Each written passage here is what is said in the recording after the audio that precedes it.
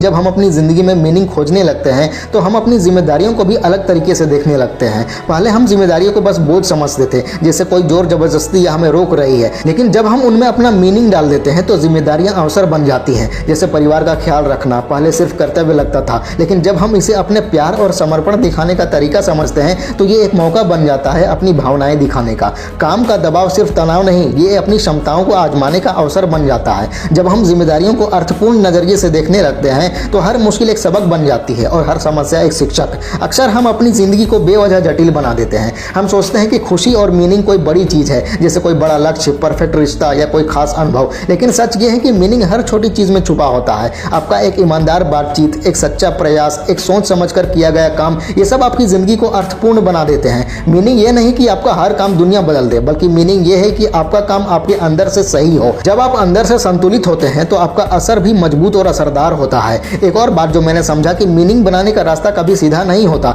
कभी लगता है कि आप आगे बढ़ रहे हैं, कभी लगता है कि आप वहीं अटके हुए हैं, लेकिन यह भी सफर का एक हिस्सा है। हर कदम से सीखना, चाहे वो आगे का हो या पीछे का कदम लेने से आपको खुद को और गहराई से समझने का मौका मिलता है। हर अनुभव आपके अंदर एक नया नजरिया पैदा करता है। जब आप जिंदगी में मीनिंग डालते हैं तो आपकी ऊर्जा और ध्यान सही चीजों में आता है। आप बेवजह की बातों में नहीं फंसते, बल्कि सोच समझ कर चीजें चुनते हैं। आपका ध्यान और समझ अपने आप बढ़ जाती है। आपका समय कीमती हो जाता है, क्योंकि आप जानते हैं कि आपका ध्यान और प्रयास किसमें सच में महत्वपूर्ण है। ये छोटी छोटी बातें आपके पूरे दिन और खुशी को बदल सकती हैं। जब आप मीनिंग को सचेत रूप से चुनते हैं तो चीजें खो जाने का डर कम हो जाता है। आपको ये नहीं लगता कि दुनिया क्या कर रही है या लोग क्या हासिल कर रहे हैं, क्योंकि आप जानते हैं कि आपके लिए क्या जरूरी है और आप उसी पर ध्यान देते हैं। आपका अंदर का मार्गदर्शन मजबूत हो जाता है और बाहरी शौक आपको परेशान नहीं करता। आप अपनी पसंद, प्राथमिकताओं और कामों में आत्मविश्वास महसूस करते हैं। एक और बात जो अक्सर लोग भूल जाते हैं वो ये कि मीनिंग का संबंध प्रकृति और वातावरण से भी होता है। जब आप प्रकृति के साथ जुड़ते हैं, जैसे टहलना, पेड़ के नीचे बैठना या नदी के पास समय बिताना, तो आपको एक गहरी समझ और अपनापन महसूस होता है। प्रकृति धीरे धीरे याद दिलाती है कि जीवन एक चक्र है, सब कुछ जुड़ा हुआ है और आपके कामों का असर सिर्फ आपकी जिंदगी तक ही नहीं बल्कि और भी बड़ी दुनिया तक जाता है। ये एहसास आपके अंदर जिम्मेदारी और अर्थ का गहरा अनुभव लाता है। अक्सर लोग मीनिंग को केवल लक्ष्य और उपलब्धि से जोड़ देते हैं, लेकिन सच तो यह है कि मीनिंग एक यात्रा है, मंजिल नहीं। आपका लक्ष्य महत्वपूर्ण है, लेकिन आपकी यात्रा और तरीका उससे ज्यादा महत्वपूर्ण है। आपका नजरिया, इरादे और प्रयास, ये सब आपकी जिंदगी की गुणवत्ता और व्यक्तिगत अर्थ तय करते हैं। कभी कभी लगता है कि आप लक्ष्य तक नहीं पहुंच पाएंगे, लेकिन यात्रा में ही आपका अंदरूनी बदलाव होता है और वही बदलाव, वही बढ़ोतरी, वही सीख और वही समझ, यही असली मीनिंग है। एक और बात मैं बताना चाहता हूं कि जब आप अपनी जिंदगी में मीनिंग खोजते हैं तो आप अपने भावनाओं के साथ भी ईमानदार हो जाते हैं। आप अपनी कमजोरियों को मान लेते हैं, अपनी ताकतों को अपनाते हैं और अपनी असुरक्षाओं को स्वीकार करते हैं। जब आप अपनी भावनाओं के साथ संतुलित रहते हैं तो आपके फैसले और प्रतिक्रियाएं भी ज्यादा सोच समझकर होती हैं। आप अपने लिए और दूसरों के लिए दयालु और समझदार बन जाते हैं। यही समझदारी और आत्म जागरूकता आपकी जिंदगी को और अर्थपूर्ण बनाती है।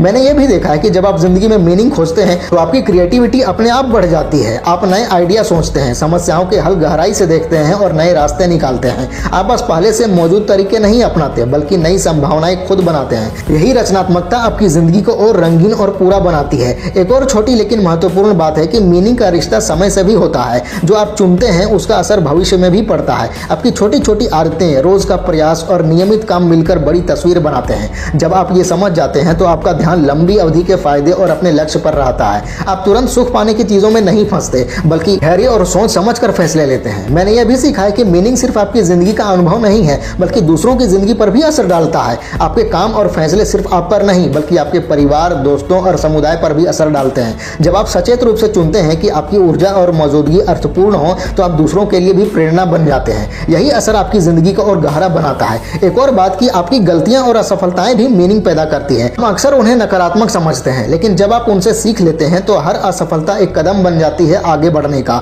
आप अपने आराम क्षेत्र से बाहर आते हैं और आपकी ताकत बढ़ती है। आप जब ये समझ जाते हैं तो आप असफलताओं को डर नहीं मानते, बल्कि अवसर समझते हैं। यही नजरिया आपकी जिंदगी को और अर्थपूर्ण बनाता है। सबसे बड़ा सबक यह है कि मीनिंग का कोई एक नियम नहीं है। जो आपको सही लगता है वो किसी और को मायने नहीं देगा। आपके लिए खुशी का कारण किसी और के लिए जरूरी नहीं। इसलिए दूसरों से तुलना और समाज के दबाव को नजरअंदाज करना जरूरी है। आपका ध्यान सिर्फ आपके अंदर महसूस करने और आपके मूल्यों पर होना चाहिए। जब आप ऐसा करते हैं तो आप जिंदगी के एक लेखक बन जाते हैं और हर पल अपने आप अर्थपूर्ण हो जाता है। सबसे महत्वपूर्ण बात कि अपनी मौत को स्वीकार करना सीखो। जब आप समझ जाते हैं कि हम सब सीमित हैं तो हर पल की अहमियत समझ में आती है। आप अपने रिश्तों, कामों और योगदान के लिए सचेत हो जाते हैं। हर मौका एक उपहार है और उसे व्यर्थ नहीं नहीं जाने देना चाहिए। यही समझ, स्वीकार और आभार आपकी जिंदगी को गहरा और अर्थपूर्ण बनाते हैं। जब आप अंदर से संतुलित हो जाते हैं और हर चीज में मीनिंग ढूंढना शुरू करते हैं तो आपकी जिंदगी का तरीका अपने आप बदल जाता है। आप अपनी ऊर्जा सही जगह लगाते हैं, आपका ध्यान महत्वपूर्ण चीजों पर रहता है, प्राथमिकताएं साफ हो जाती हैं और आपकी भावनात्मक स्थिरता मजबूत हो जाती है।